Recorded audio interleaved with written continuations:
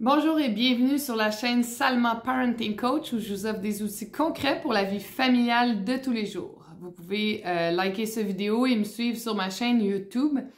Aujourd'hui, j'ai un petit peu froid. Je fais des bains froids dans ma piscine actuellement, donc je me réchauffe et j'ai mon coton ouaté.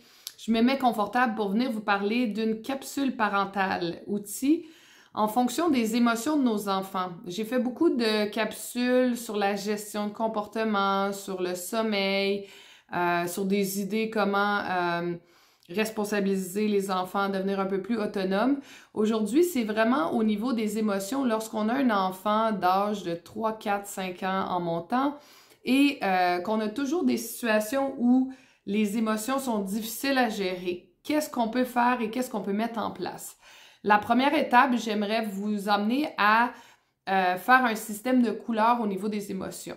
On a un bonhomme vert quand on est content, le bonhomme jaune quand on vit une frustration, une contrariété, on est triste, il y a quelque chose qui ne va pas, et le bonhomme rouge quand on est en grosse colère, réaction et qu'on explose. Ça peut arriver aussi chez l'adulte. Là, quand on utilise ces trois couleurs-là et qu'on nomme à notre enfant, je sens que là, tu es fâché d'avoir un refus, tu tombes dans la couleur jaune d'émotion.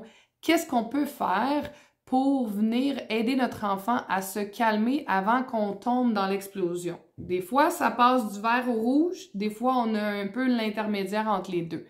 Donc, la deuxième étape, c'est de se trouver des outils adéquats. Parce que là, il y a des enfants qui se mettent en colère, ils vont hurler, ils vont taper, ils vont exiger, ils vont faire la crise du bacon, comme on peut appeler. Et ce n'est pas nécessairement acceptable dans la vie de tous les jours. Que ce soit à l'extérieur ou à l'intérieur, c'est d'expliquer à l'enfant, ben là, ça dérange le reste des gens. On comprend que tu vis une émotion, mais comment on pourrait la canaliser? Tu as envie de pleurer, c'est correct, on peut pleurer. Tu as envie de crier, on va crier dans un oreiller. Je donne un exemple, si on est à la maison et que l'enfant a envie de se défouler.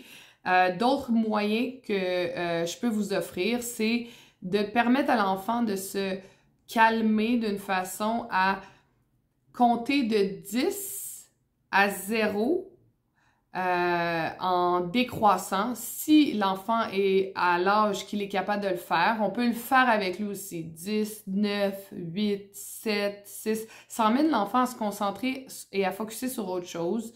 Le deuxième truc que j'aimerais vous offrir, c'est de faire un câlin. Parfois, un câlin, un réconfort. C'est sûr que si l'enfant est fâché directement envers nous-mêmes et que c'est pas une situation extérieure, c'est plus difficile pour lui de vouloir nous faire un câlin, mais est-ce que tu aimerais un câlin de papa ou de maman?